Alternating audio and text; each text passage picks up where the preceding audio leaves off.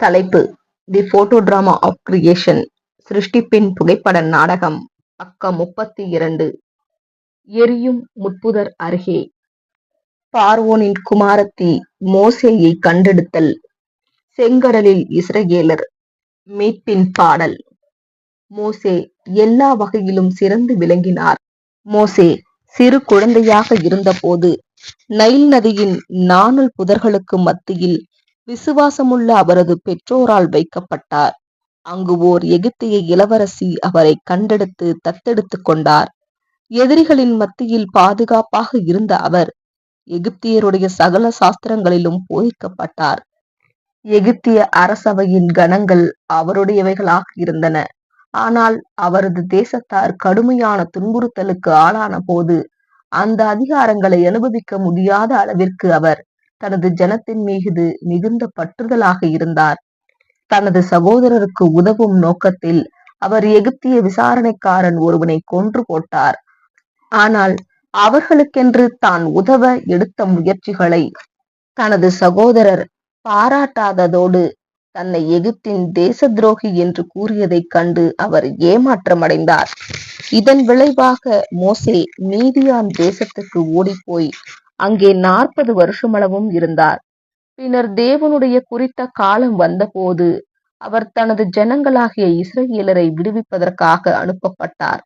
ஆனால் அந்த சமயத்தில் அவர் மிகுந்த தைரியமற்றவராய் இருந்ததால் அவர் தனது இயலாமையை குறித்து பயந்தார். எனவே தெய்வீக கட்டளையின்படி மோசேக்கு வாய்க்கருவியாக ஆரோன் வைக்கப்பட்டார். இப்படியாக இவர்கள் மூலமாக இஸ்ரவேலை விடுவிக்க வேண்டும் என்ற செய்தியானது பார்வோனுக்கு அறிவிக்கப்பட்டது. மோசேக்கு இந்த கட்டளையானது ஓர் எரியும் முச்செடியின் நடுவிலிருந்து கொடுக்கப்பட்டது. அந்த முச்செடியோ அக்னியால் ஜுவாலித்து எரிந்தும் கூட வெந்து போகாமல் இருந்தது.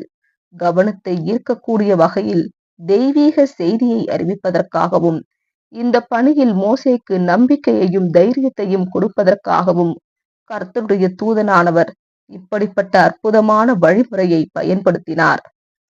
இந்த சம்பவத்தின் உண்மை தன்மை இயேசுவால் உறுதிப்படுத்தப்பட்டுள்ளது. உயிர்த்தெழுதலை மறுதலிக்கும் சதுசேயரில் சிலர் பெண் ஒருத்திக்கு 7 கணவர் இருந்தால் உயிர்த்தெழுதலின் போது அந்த பெண் யாருடைய மனைவியாக இருப்பாள் என்று விசாரித்து இயேசுவை வஞ்சகமாக குற்றப்படுத்த முயன்றனர். இயேசு தமது பதில் மூலம் உயிர்த்தெழுதலின் போதனையை ஆதரித்தார். தேவன் மோசேயிடம், நான் ஆபிரகாமின், ஈசாக்கு, யாக்கோபின் தேவன் என்று கூறிய போது நிச்சயமாக ஆபிரகாம், ஈசாக்கு மற்றும் யாக்கோப்பு உயிர்த்தெழுப்பப்பட வேண்டும் என்று குறிப்பிடப்பட்டிருப்பது தெரிகிறது. சதுசேயர் உயிர்த்தெழுதலும் எதிர்கால வாழ்க்கையும் இல்லை என்று மறுத்தனர்.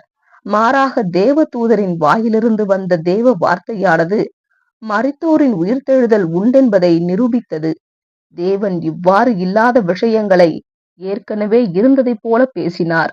அனைவரும் தேவனுக்காய் பிழைத்திருக்கிறார்கள் என்று ஏற்ற காலத்தில் கிறிஸ்துவுக்குள் எல்லோரையும் உயிர்த்தெழுப்புவதற்கான ஏற்பாட்டினை தேவன் செய்துள்ளார் என்பதை தெளிவுபடுத்துகிறது. ஆமேன்.